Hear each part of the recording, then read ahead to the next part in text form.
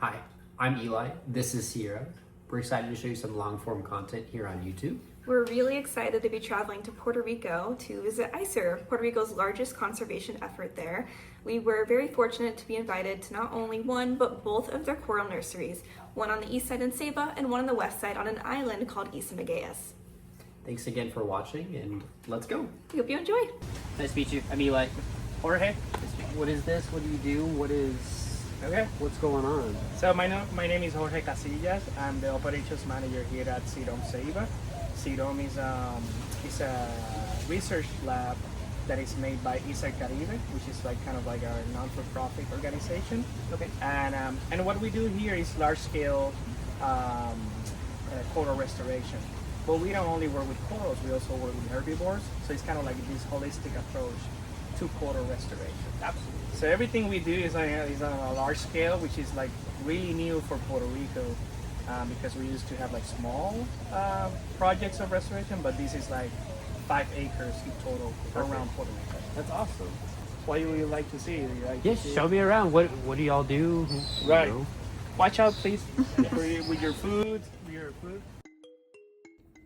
Jorge starts the tour by introducing us to Ceiba, ISER's coral facility located in Ceiba, Puerto Rico.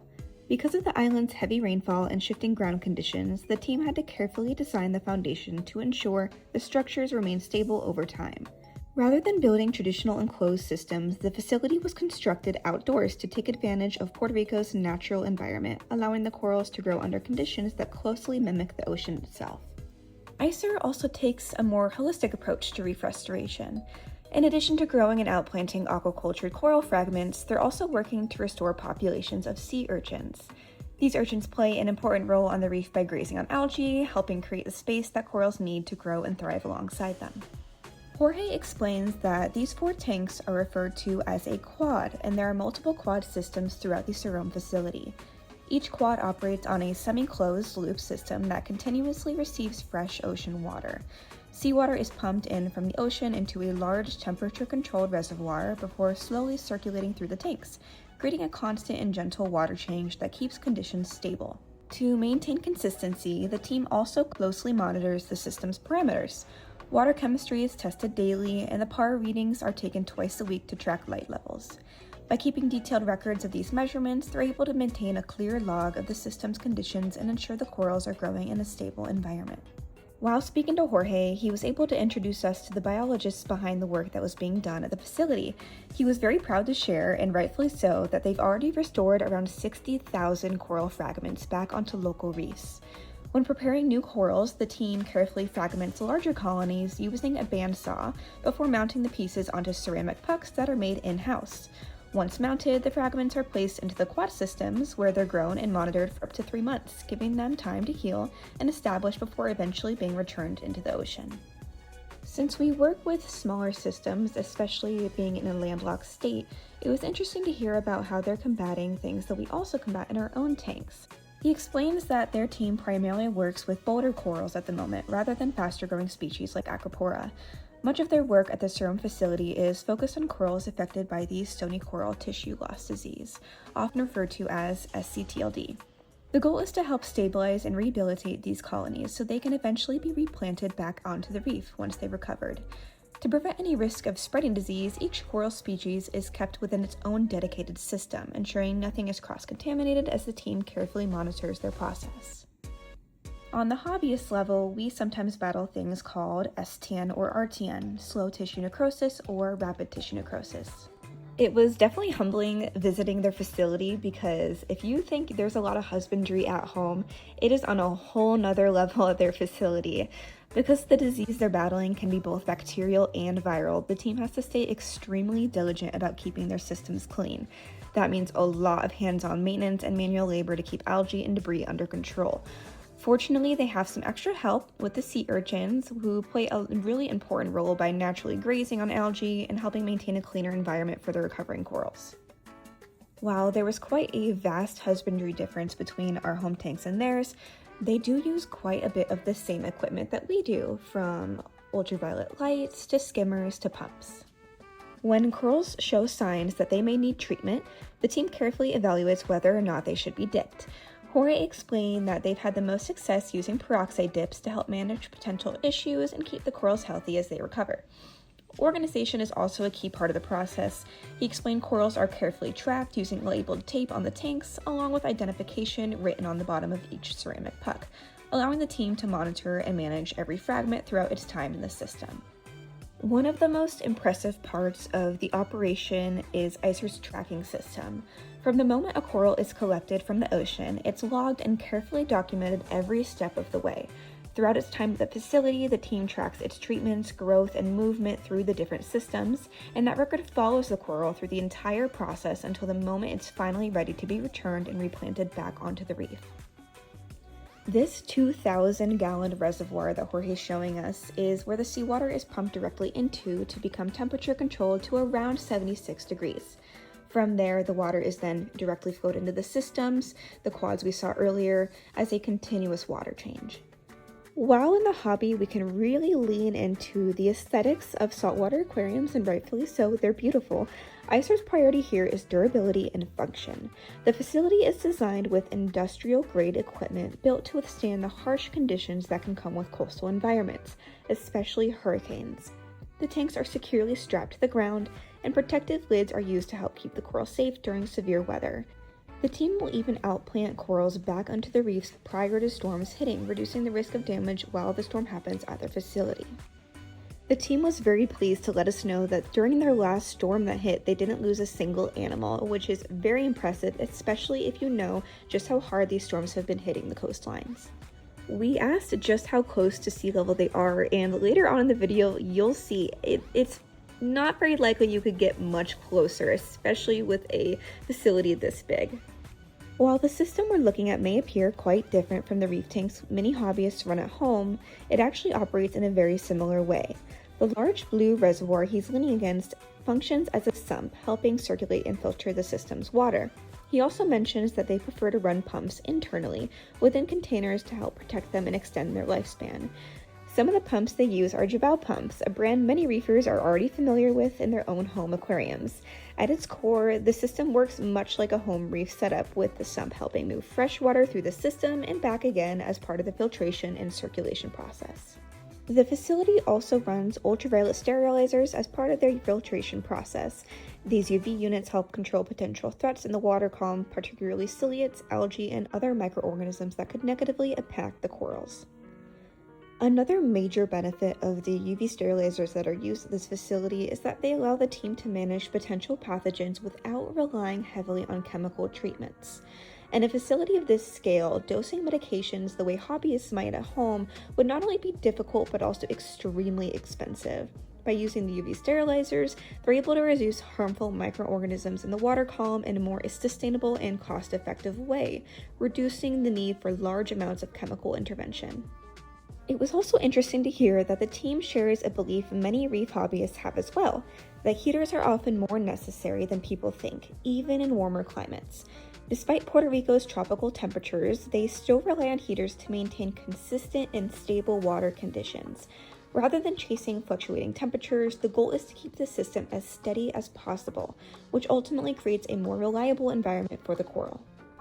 We were then taken over to where they take care of their sea urchins, and one detail that really stood out to me was just how careful they are when planning the timing of their outplanting. When the corals are returned to the reef on their ceramic pucks, the team actually waits a couple of weeks to ensure the pucks are completely secured and stable before reintroducing the urchins. They said by staggering this process, they reduce the risk of anything being dislodged while still allowing the urchins to graze and help the corals thrive. Right next to the urchin tanks is a screened-in mangrove tank that plays an important role in the facility's natural filtration. The mangroves help with nutrient export, absorbing excess nutrients from the water as they grow, and this tank is directly connected to the sea urchin system, so the water is constantly being filtered as it flows through. Mangroves are also incredibly important in Puerto Rico's coastlines, helping stabilize shorelines, improve water quality, and provide habitat for marine life. Because of that, the team isn't just using them for filtration, they're also growing mangroves here so that they can eventually be outplanted along the coastline as part of their broader restoration efforts. With every expert we meet, we like to ask the same question: how can everyday people, hobbyists like us at home, help protect and support our oceans? It's always interesting to hear their perspective on the small actions that can make a meaningful difference. After hearing Jorge's opinion, we're going to take a quick break to share a little bit about our adventures here in Puerto Rico, and then after that we'll be heading out to ISER's main facility located on the island Isla Magueyes.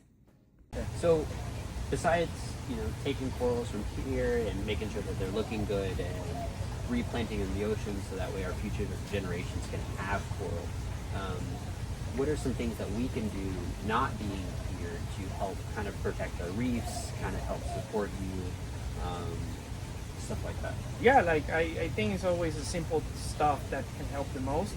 If you go to the beach or something, make sure you bring your trash with you back again. Even if there's like trash cans, normally those trash cans, a lot of places you put the trash, the wind comes in and takes it out and it will smother your corals. Also the kind of sunblock you use, make sure it's reef safe, and and spread the word, like these are animals. A lot of people don't know that, and I think that's one thing that hobbies can educate people on these organisms being animals, and that if something covers them, if something happens to them, they can't run away. Absolutely. They're stuck where they are, and they just need as much help as we can give them. Absolutely.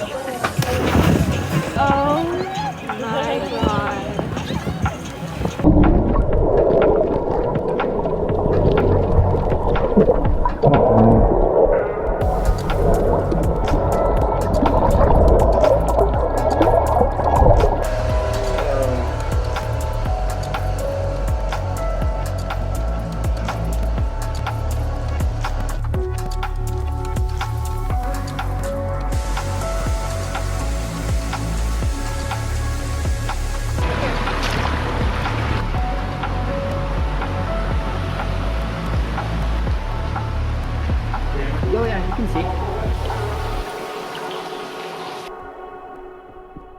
Hi, I'm Eli. Hi, I'm Isla.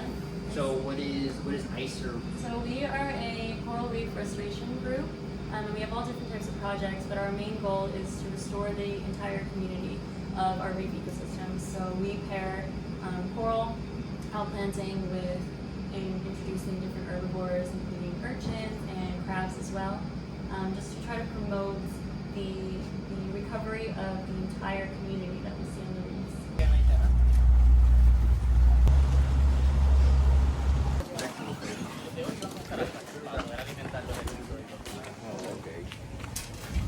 It's Alejandra. Nice to meet you. I'm Sierra. Thank you. Welcome. I'm Eli. After a short ferry ride, we arrive at the island of Isla Magueyes. Here, we're introduced to Isabella, who will be guiding us through the rest of the facility and showing us more of the work being done on the island. From this point on, she'll be walking us through the systems, the research, and the restoration efforts that make this location such an important part of ISER's mission. Because the facility is located on an island, there were some fun friends that we met along the way, like lizards and a dense population of iguanas. Keep an eye out throughout the remainder of the video and you'll be able to spot quite a few. Isabella begins by explaining where the facility sources its water, and she takes us out to the pier to show how the system works firsthand.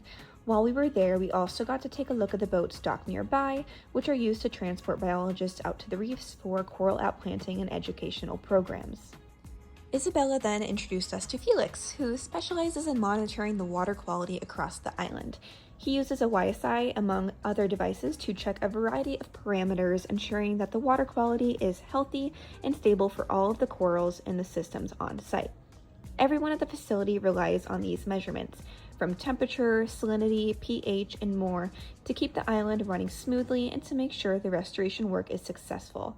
Felix's careful monitoring is a crucial part of maintaining the delicate balance that the corals need to thrive. Isabella explained how ISER takes a community-based approach to reef restoration, looking at the reef as a whole ecosystem rather than focusing solely on corals. She led us over to the king crab breeding area, where the crabs are carefully separated by gender and size before being allowed to breed and grow. Once they're ready, the crabs are outplanted back onto the reefs. By reintroducing herbivores like these king crabs, ISER helps maintain a balanced ecosystem, keeping algae in check so that corals have the space to grow. She led us over to this one tank, and after lifting up the lid, showed us that every little speck in this tank is actually a baby. It was super cool to see how successful they are in breeding not only king crabs, but later on you'll see urchins and other herbivores being involved. Here she points to the pipes leading up to their filtration center, and these filters, just how large they are, show how important Felix's job is in filtering the water and making sure it's good to use. She then led us over to where they are breeding urchins and oysters, and then eventually, in the future, sexually reproducing coral. So welcome to the wet lab. Here we work with the urchin settlers, like the baby urchins. We bring them in from the sea for the diadema species, and then the other two whenever we have larval rearing for them. Once they are beginning to settle, we bring them over here so they can grow out, that we can see them, and then take them to the modules. In an effort to replicate their natural environment, these structures you see allow them to have the best chance of growth and breeding, and from what I've heard, they have been quite successful. So we want to outplant as well herbivores, because corals directly compete with algae for space, and that either smothers them or does not allow baby corals to settle and continue that home growth. So we as well bring in these ketone species which will eat that algae, and they also suffer die off of them as well. So just in general repopulating their community. And so that's why we do the two herbivores with the crab and the urchins as well as coral. As we leave the wet lab, Isabella mentions that we'll get a chance to visit the hangar, where biologists are working at a more hands-on base level. In this space, they're spawning oysters and urchins and cultivating phytoplankton. Here, we're introduced to the biologists who work in the hangar, where they're focused on growing and spawning urchins in a specialized nursery. They explain how the process works, including the careful collection and use of sperm to fertilize the urchins, and how they follow a strict timeline to ensure each batch grows as healthy and strong as possible. He mentions that while growing urchins, they do need a food source, so next door to the nursery is a lab where they grow microalgae. Throughout the video, because of the weather and the music the biologists are playing on the island, it can be a bit difficult to hear, which is the main point of the voiceover that I'm doing today. But inside the hangar, it is a bit easier to hear him, so I am going to have him explain what microalgae and phytoplankton he's growing, and then how the hangar works as a nursery and lab. Yeah, so we have diatoms, we have golden brown algae, we have tetrasemis, which is this green one.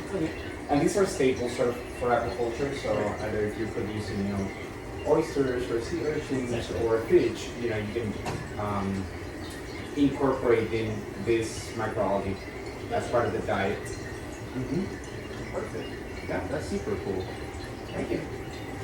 Yeah, and another aspect is that, we built this, so, we didn't build a hangar. Yeah. Someone installed it for us, but then everything else, rehabilitated. From the walls to the plumbing and airlines. So yeah, it's one of the cool things about this job.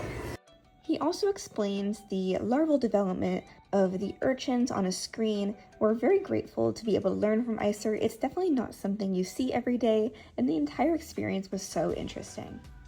Across from the hangar, we're shown the larger nursery, where parent coral colonies are brought in either from construction zones or from areas affected by disease to be safely quarantined. In this space, the team uses asexual fragmentation to carefully break down the corals into smaller pieces. This method not only helps the corals grow faster, but also allows the team to produce more healthy coral fragments that can eventually be outplanted back onto the reefs.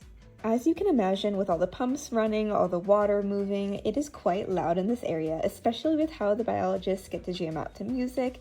Overall, it was a great environment to be in. So when you do you fragments? Oh, all the time. Yeah. All the time. And all of that is for people buying for hobby, or also for providing to labs and. A little bit of both. Right now it's mainly just hobby based, so most of the stuff that we frag out is for hobbyists and whatnot.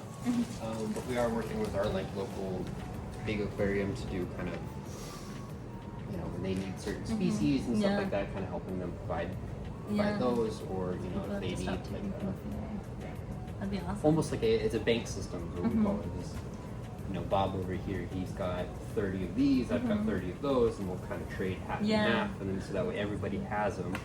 Then if one case we ever do need to move stuff out, we can start moving stuff out. Have people that you're related to. We're then welcomed into a secondary lab, which I will note there is always an honorary freshwater tank in every shop I've ever been in, and this one is no exception. Isabella explains the feeding system and where they store it. Overall, it's quite similar to ours. It's kind of cute. They had a little lunch menu, and it's definitely a large task in keeping all of this stocked, organized. She did mention they had recently cut back on feeding in an effort to dilute algae while not seeing a deterrent in coral growth. She also explained that this is where they keep track of their parameters, treatments, and have a log of what works and what doesn't so they can continuously improve their methods. As always, we'll end off with, this time, Isabella giving her opinion on how we can protect our reefs. I do want to take some time to thank Dr. Stacy Williams, ISER, and all of the biologists and people involved with this coral restoration project. We felt nothing but hospitality and had a fantastic time touring ISER, not only in Ceiba, but on the island. I hope you enjoyed the video. Please leave a comment on what you would like to see next. We have a lot in store. These videos do take time, especially when we're traveling across country, so we would love to hear what you would like to see next.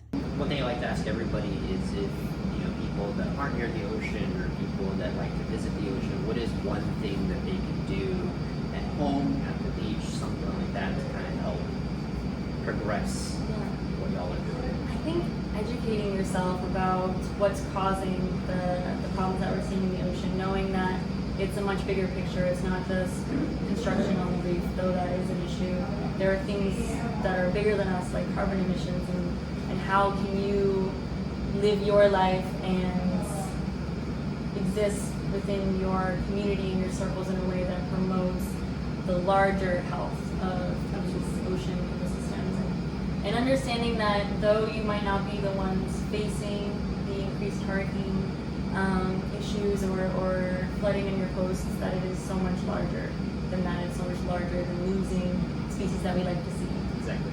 There's communities that need to live on the economic gains from these coasts, and there's also different biological studies for even humans that have to do with reef ecosystems. So I guess educating yourself on the bigger picture. I think everybody can do that. That's awesome. Thank you.